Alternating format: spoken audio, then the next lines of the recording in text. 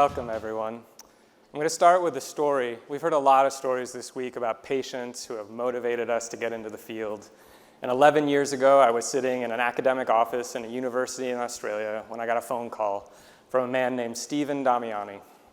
He told me this incredible and harrowing story about how he had been on vacation with his family, with his one-year-old little boy, and they were on their way home on a flight back, and he started acting incredibly erratically. This little boy, Massimo, kind of just lost it. They landed in Melbourne, where they lived at the time, rushed straight to the ER, and then spent the next 12 hours there trying to figure out what was wrong with their little son. The neurologist eventually came out of a battery of tests and said, "Your child has a leukodystrophy." Now, they had never heard this word before. It's a horrible diagnosis. It means something's gone wrong in the white matter in this child's brain. Stephen did something next, which was really incredible. He started talking to people about what he could do for his son, and they said it's most likely genetic. This was 11 years ago. He called Illumina and said, "I want to have my son's genome sequenced." And he likes to tell the story about how Illumina put him on hold for 45 minutes while they figured out how to route his call. That doesn't happen anymore. He was the second patient to go through the clinical laboratory at Illumina HQ, and then he got the data, and he started shopping it all around the world, trying to find somebody to analyze this genome and tell him what was wrong with his son. He wasn't having much luck, and he started talking to anybody, including his GP, who could help him. His GP happened to be friends with my wife. The GP asked my wife, "Doesn't your husband do something with genomics and computational biology?" My wife said, "I have no idea what my husband does." And I ended up on this call with Stephen, and my intention when I got on the call with Stephen was to say, look, if I were you, this is what I would do. Stephen's intention was to get me to solve the case. So he won. After an hour and a half, I said, sure, I'll take the data. And making a very long 18-month story very short, we analyzed his genome. We ended up getting Stephen and his wife Sally sequenced. We ended up figuring out what was wrong with this little boy, discovered a disease new to medicine, and that little boy's life and my life changed overnight. And I wanted to come to Illumina and try and make this technology available to every kid on the planet who needs it. One of the first questions I asked after I saw the power of the technology was, why aren't we doing this at birth for every child? Why are we waiting till they're symptomatic at a year or two? What it's going to take to get us to do this right as they pop out of the womb. To have this conversation with me today, I'd really like to welcome very warmly Dr. Robert Green to the stage. All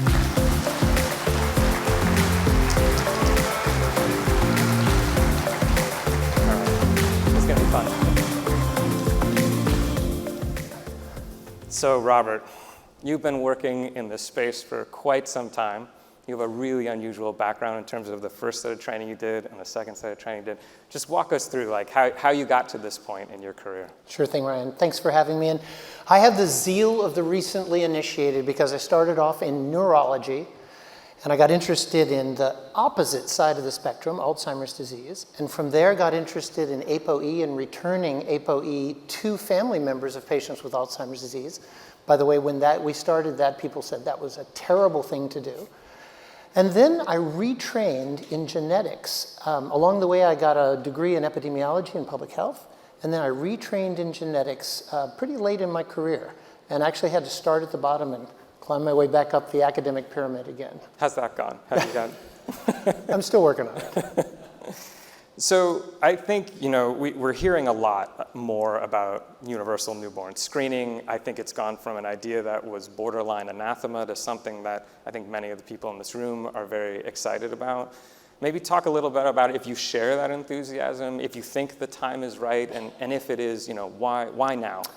Yeah, let me give you a little background on the kind of work we've done that's led up to that. So after the ApoE work, and I did this fellowship and residency in medical genetics, I got to see, as an older trainee, the promise of genome sequencing that was coming. And with the sort of naivete of someone who was coming into the field, I said, well, why aren't we setting ourselves up for everyone to have this? And the genetics field was not really thinking in those terms because single gene testing, panel testing was expensive and difficult and awkward. But I got a grant from NIH, thank you for your tax dollars, called MedSeek, which was the first grant to whole genome sequence apparently healthy adults. And the findings were remarkable. It was 20% of people, when we looked at 5,000 or so genes, disease-associated genes, 20% of people had a finding that was medically relevant. Now, obviously, they didn't all have the condition, but when we looked more closely, some of them already had features of that condition, and some of them were obviously at risk for that condition going forward. So that was a screening study. And then I got pulled into the American College of Medical Genetics work group on secondary findings, and was privileged to lead that. Probably pulled me in because I didn't have enough enemies in genetics yet, so it was I was politically safe. And then with Leslie Sicker, we led that committee, and we came up with the original ACMG 56 list. Now, this is a form of opportunistic screening. You're actually indication-based testing for one thing, but you are now recommended to look for 56, then 59, now 78 or so additional genes. And that's really cracked the door open, because if it's the right thing to do when you sequence someone for cause to look for these other things, then it's probably the right thing to do to start looking in people who are not being sequenced for any cause. Yeah. So that really opened the door toward, I think, screening, toward sequencing as screening. Yeah.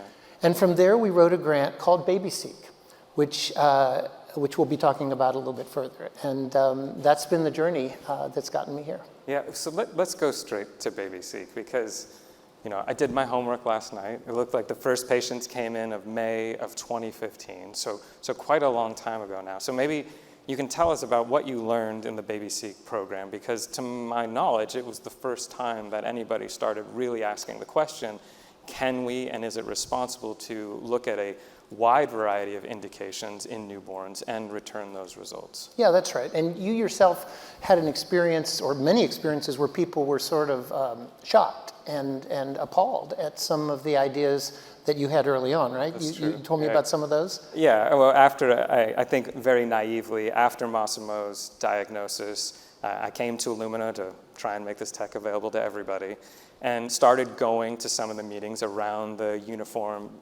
recommended uniform screening panel for kids, and started proposing in those meetings that I thought this was the right thing to do. Like, if not genomes, let's start thinking about panels or exomes, because there's so many of these conditions that just have no analyte that you can get to easily, and a genome or an exome is your best path to diagnosis. And yeah, I got yelled out of rooms 8 years ago for even suggesting that, and that's not hyperbole. Well, I've had a lot of that experience as well. To their credit, NIH is often painted with a sort of Luddite brush, that they're behind and they're not innovative, but they really are.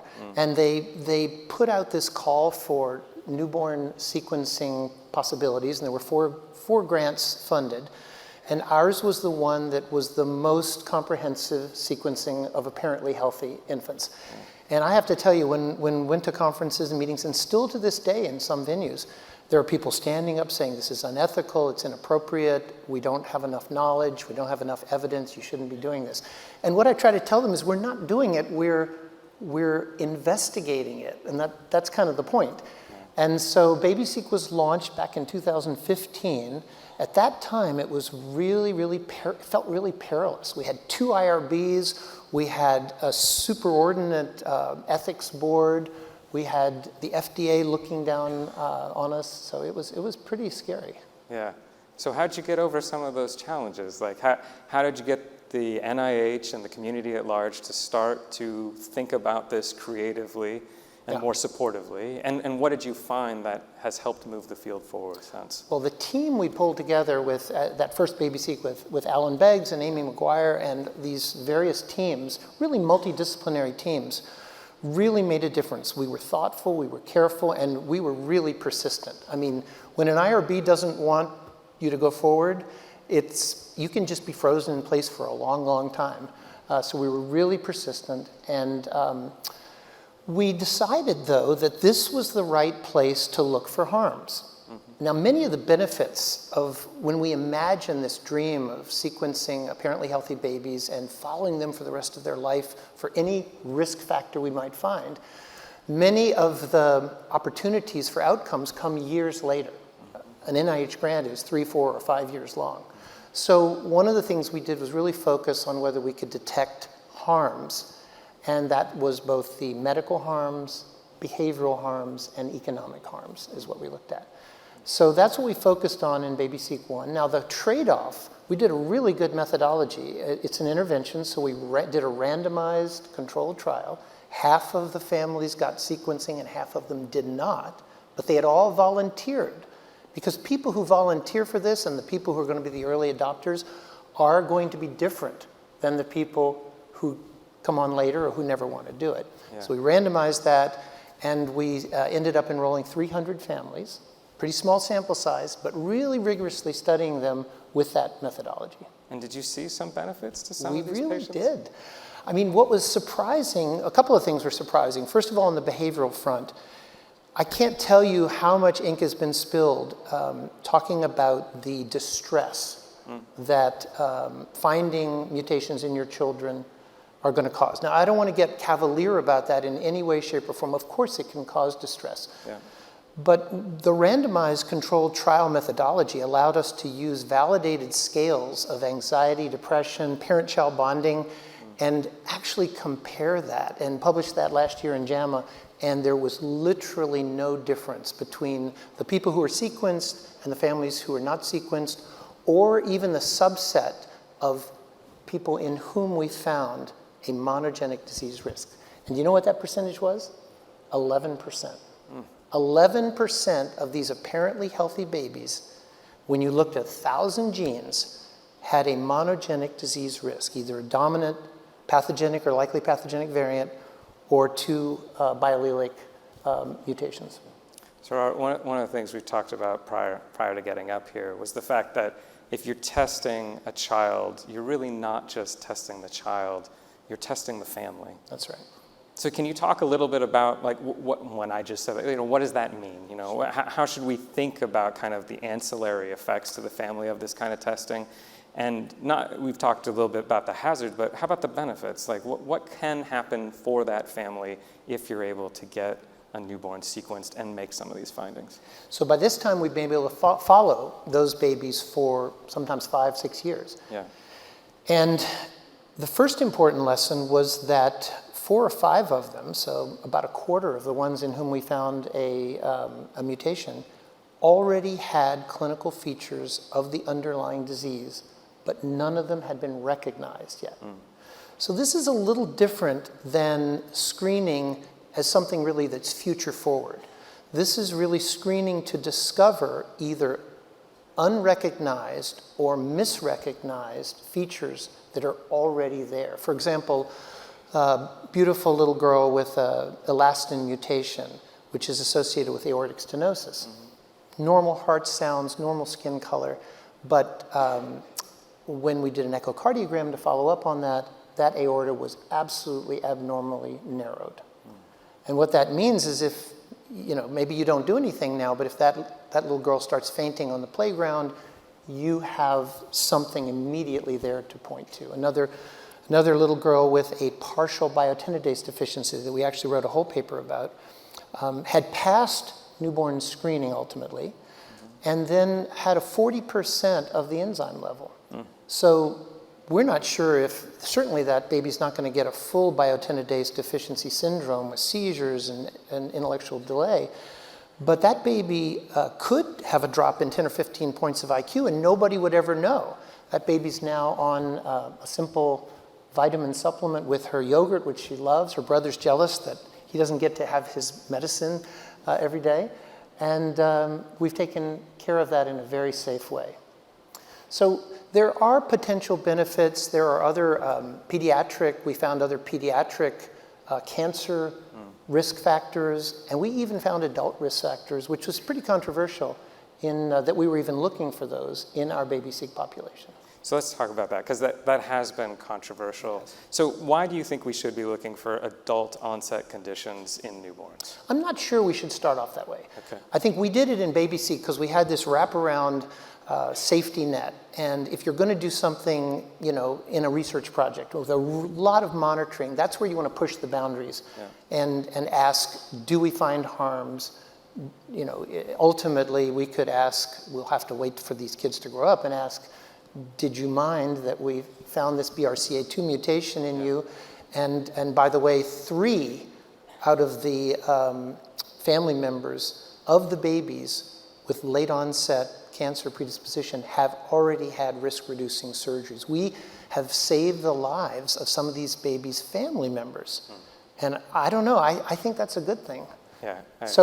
But I don't think that that's necessarily the way you start when you roll this out on a population basis or in a commercial basis. Yeah. Genomics England is going to do their newborn sequencing pilot, and I think they're appropriately starting with really treatable disorders. Let's build on that, because there's a lot of enthusiasm in the field for seeing WGS move into the newborn screening space. But I think there's still a lot of debate around what that looks like and how it's implemented. Everything from, what does that selection of genes look like? What's that criteria? All the way through to how will these results be returned and what's the follow-up look like?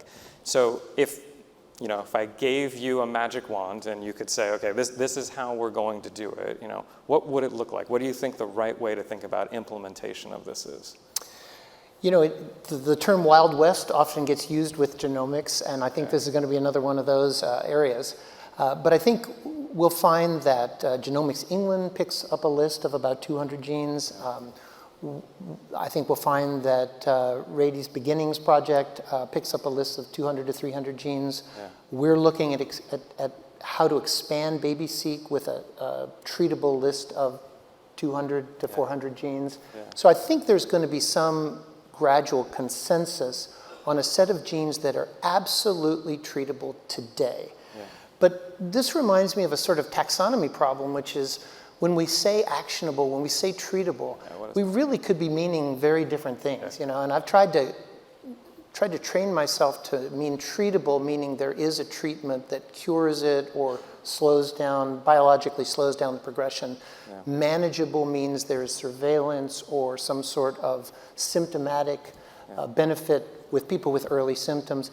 And of course, we all know a huge benefit, if this could be actually rolled out eventually at scale, would be shortening the diagnostic odyssey for those many, many children who develop symptoms and cannot be diagnosed early. Yeah. So one of the things I've personally struggled with is actually Massimo's condition consistently falls off these lists. So these white matter disorders fall off the list. And that's because there's nothing that we can pull off the shelf right now that will help these kids. But I have yet to find a family that when I bring this to them say, I wouldn't want to know that. Almost everybody wants to know that. So how do you think we can start to think about bridging that gap? Because, we all have our list of the benefits of a diagnosis or having answered. It ends the odyssey, it ends the psychological suffering, it engages a supportive care system. Hopefully it might support research if a therapy isn't already available. But how do you think about that? Because with BabySeq, you've gone with a very large gene list, right? And now I think with some of these programs that are starting to be implemented, we're talking about quite distinct and discrete gene lists. So is there a happy space in between where we can start to support more of these patients, or do we need to start small and then really work our way up? I think the culture of medicine and the culture of public health is such that we probably need to start small if we're really going to gain traction in this area. Yeah. But you make such a great point, because family after family, and literally 70% of people in survey after survey say they do want results about future illness, and about a slightly less high percentage, about 50 to 60%, say they want that information whether it's treatable or not. Yeah. And treatability, again, is just so fluid.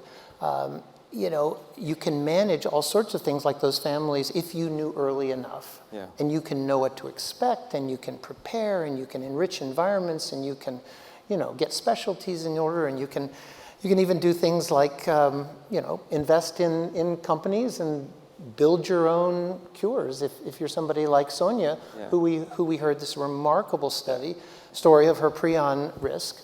I mean, talk about actionability. She's changed her entire life to drive for treatments and cures in that area. Yeah. So I think we have to listen to the patient family, and we have to listen to what they think is actionable for them. And then we have to make sure we're not oversimplifying the message. And almost most importantly, we have to, for all of us, and the entire medical establishment, differentiate diagnostic use of genomics from screening use of genomics. Yeah, let's pull on that, because one of the reasons I think we're seeing so much movement in the newborn screening space is we actually have tests on either side of that, right? So we've seen a tremendous amount of evidence built in the NICU and the PICU space of the value of whole genome sequencing. And we have NIPT kind of upstream of that. But they're very different tests, right? One is a screen and one is a diagnostic test in the presence of signs and symptoms. So maybe with your public health hat on, can you say a little bit more about how you think we should be thinking about a screen in the context of a newborn bio? Yeah, absolutely, and it's all about the prior probability. And of course, when there's a child in the NICU, particularly one with dysmorphic features or seizures or something else that suggests genetic etiology, your prior probability is high. And in that context, you're looking for a molecular diagnosis. So you are looking to diagnose in that situation.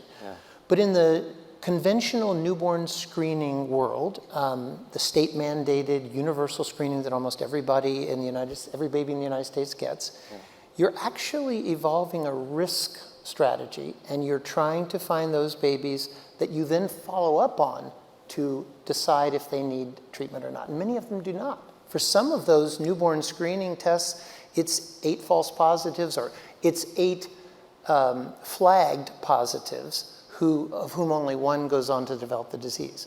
Now turn that around for sequencing and think that if the prior probability of real genetic illness in an apparently healthy baby is going to be pretty low. So really what we're doing is risk stratification in those babies. We're not doing diagnosis. And every time I find myself using the word diagnosis, I want to hit myself, because I want to change that and use the term risk stratification.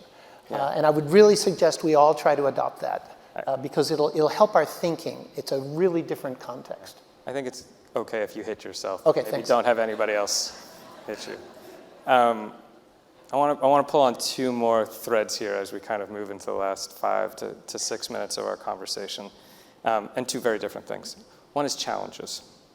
So we're seeing a lot of evidence develop. We're seeing programs get off the ground. You've talked about the benefits to the patients and to the families. We've talked about how we kind of risk mitigate in terms of its implementation. We're probably going to start with more focused gene lists and move to larger lists. So what's really stopping us from moving forward? So that's one thread. And then where I want to go to immediately after that is, what's the solutions to this? How do we get to the vision of every child getting screened appropriately, getting these kids into the care they need, getting these therapies developed, and what's going to help drive us there? So maybe let's start with the challenges, and I might prime the pump here a little bit. I think we've seen a lot of anti-intellectualism develop over the last 10 or 15 years, at least in the US. We've seen a lot of concerns around the anti-vax movement. We're talking about sequencing babies' DNA, and I think that scares people. I think they're concerned about what that means for the child, what that means for the family, where the data is going to live, how secure it's going to be. So one of the biggest challenges I see is that community engagement and community trust, and starting to move into this space in a truly responsible way. So maybe first question is, do you also see that as a challenge? And then what other hazards do you think we need to be aware of as we try to move this forward? Yeah, I really do. I think that the concerns about privacy and discrimination and general mistrust of someone holding something that feels as powerful as your DNA is a real heavy lift. It's ironic because to address that, we almost have to demystify the power of DNA. We have to remind people that it's not a crystal ball, that it's not all deterministic at all. That and again, this is where that concept of risk stratification comes in. You're not necessarily going to get the disease because we find the child with a mutation. You're at risk for it, so we're going to follow you. And we're going to give you the opportunity to do orthogonal testing that would more quickly recognize the earliest symptoms and signs of that illness. So again, not a diagnosis, but a clue to send you on the right track. And I think in terms of overcoming those narratives, I I mean, I once wrote an article on, whether the GINA, the Genetic Discrimination Insurance Non-Discrimination Act, had actually succeeded or failed. And the conclusion was I couldn't tell. Yeah. But I do think it helped. And short of something that really expands GINA, I think what's going to have to happen is the narratives, the stories of benefit are going to have to get out there. They're going to have to be made crystal clear to families, to pediatricians, to healthcare centers. It's going to have to be like, oh my God, I know that person whose baby was saved because they were screened early and given an opportunity to have a unique cell or gene therapy treatment that saved them a lifelong intellectual disability. The way we feel about PKU, it's got to feel like that. Yeah. And if it feels like that for a certain number of cases, I'm hoping the pendulum then swings. Yeah. And people start saying, well, if that story happened, why aren't we doing it, Before we were talking a little bit about genetics exceptionalism as well, and I just wonder if that's playing a role here. Like, there's something, uniquely powerful about the genome and genetic information, but there's also something very familiar about it, right? We do screens every day. We have incidental findings every day. Clinicians are often working with ambiguity. Do you think there's some of that we really need to help educate our community about, our clinical and laboratory communities about, but also the general public to reduce some of that fear? Like, yes, this feels different. It is different in some material ways, but we've had novel technologies introduced into medicine, it seems like every 15 minutes right now. There's a lot of data out there. We know how to manage that. So is there a dialogue to be had there with the public about really understanding the edges of this information and making it seem familiar? Yeah, I think so. I mean, that whole genetic exceptionalism is a two-edged sword. Yeah. It's part of what makes this whole production so exciting and futuristic and sexy, but it's also misled us into thinking that genomics is somehow fundamentally different than other medical risk factors, assays, and so forth. Of course, there are relevancies for the family, but that's true for infectious disease, that's true for certain psychiatric conditions. I mean, it isn't that foreign. Yeah. So I agree with you. I think we have to struggle to correct, to, as they say in business, right-size the narrative of genetic exceptionalism, give it respect where it's important and people feel the burden of this information. Again, not to be cavalier, but right-size it in the sense that we put it into context with environmental risk factors, other medical risk factors, family history, and so forth. Again, the most exciting lessons from MedSeq and BabySeq were that it wasn't just about the future. It was in those people who had no suspicion, they weren't self-selecting because they thought they had something, we got clues that found underlying active disease in more milder and subtle forms before anyone had picked it up. And that was really, really a surprise. And the other surprise was the percentage of people carrying these mutations. I mean, this is not super rare stuff. And then if you add in polygenic risk scores, you add in pharmacogenomics, and you add in anybody who's going to have a baby, we would imagine in the future should have preconception, reproductive. Then we're talking about all of us. We really are. Yeah. Okay, so we've only got a couple minutes here. So I'm going to be slightly mean because we're going to get off the stage and I can run away soon. So let's talk about the future. How far away do you think this is?